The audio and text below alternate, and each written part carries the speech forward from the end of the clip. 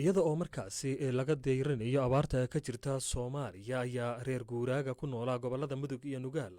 waxay ku hayaameen deegaamo ka tirsan gobolada Bari iyo Sanaag oo markaasi deyrtii hore ka daaday dadkaasi geediga ah waxay wajahayaan caqabado ay ka mid tahay in arigu gaarigu ku dhinto inta ay jidka ku sii jiraan iyada oo gawaarida lagu markaasi guurayana ay dadka ka qaadayaan lacago aad u badan oo ilaa $500 maxamed xasan dhalo ayaa tagay dhulka ay dadkaasi tageen oo warbixintani dhahar nooga soo diray gaarigan geediga sida markii uu wadada soo hayay habeen iyo maalin ayuu 7 subaxnimo soo istaagay degmada Dhahar halkaas oo aan kala jaan qaadnay waxa aan cagta saaray wado Dhahar ka aada dhanka waqooyi oo uu naga xigo naqi reerkani ku soo guuray intii aan jidka ku jiray waxaan la kulanay gawaari kale oo dad soo naqraacay rogaya laakiin meelaha la dhigayo waa bannaan aan horey loo degin maadaama jabadadii la buuxshay markii aan 40 kiiloomitir soconnay ayaan tagnay tuuladan Boodacad waa halka lagu galo daaqa qoyan ee dayrta oo geedigii laga siiyey tilmaanta guryaha bannaan goortii la gaaray 10kii subaxnimo oo aan wax yar ka soconnay Booda ayaan tagnay halkii fartan loogu fiiqay laakiin weli ma helin guri la dego waxaase mar kalena tilmaamay degsimadii halkaasi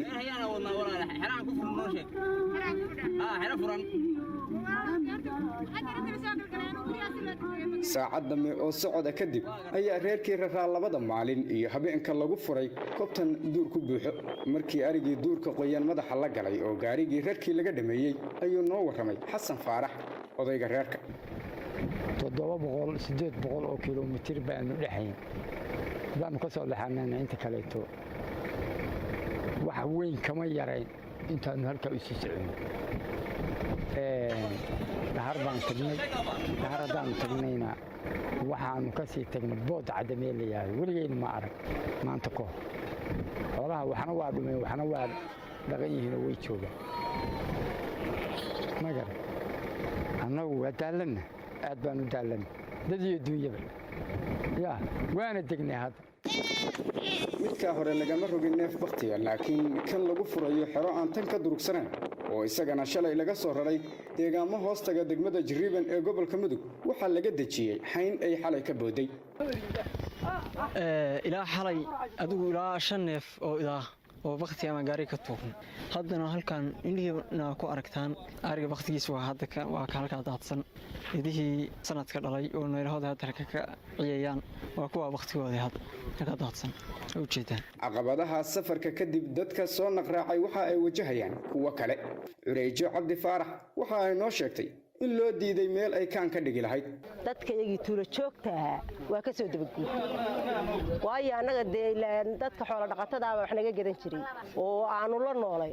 oo ka ganacsan jirnay waa faanta Soomaaliya waan soo guurnay haddaan xoolo wadanka yimaadeen iyo miyigii nimidna waa la noo diido waxa la yiri lama degayo kaan lama ogola magaalooyinka dadka la dega guriga waa kiro guryaha kirada dagaalanay deesaasaan ku deganna wax kale oo dhib ah oo dadkii naga soo gaarayna annaga ma jirto Fuad Maxamed Muuse waxa uu BBC-da u sheegay inay jiraan xeerar ku saabsan ilaalinta deegaankan oo qoys kasta marka uu dego lala wadaago waa gudoomiye ku-xigeenka deegaankan oo ka tirsan gobolka Sanaag marka loo eego 18 gobol laakiin Puntland ugu magacaaban Highland inta Dhahar laga xukumo gobolka waxyaalaha mamnuuca ka ah oo aan bulshada la wadaagno waxa ka mid ah inaan dhirta la jari karin reerku marka uu wixii baahidiisa oo xeelada ah uu ku ooto dhirta oo magaranaysa misciirta iyo oodafada ugu dumaysa la jaro oo reerku xeeladiisa uu ooto waxaan dadka kala dardaaranaa inaan geedka la jari karin dadkuna waa nala qaateen bulshaduna waa wada degan tahay dadkii soo guuray iyo kuwa gobolka ku sugnaaba si fiican bay wada degan yihiin si fiican baan dadka loo soo dhaweeyay wax dhibaato ayna ma jiraan halkan waxa laga degayaa roobkii dayrta laakiin la garamaayo inta la sii daaqayo naqan hay'adda OCHA waxa ay sheegtay in 5.9 milyan oo Soomaaliya ay wajahayaan xaalad bini'aadanimo halka hay'adda hadma ee musiibooyinka Puntland ay sheegtay in 26% dadka Puntland ay u baahan yihiin gargaar degdeg ah maxamed xasan BBC Dhahar maxamed xasan dhalo aad buu u mahadsan yahay halkaad weli nagala socotaana waa laanta afka Soomaaliga ee BBC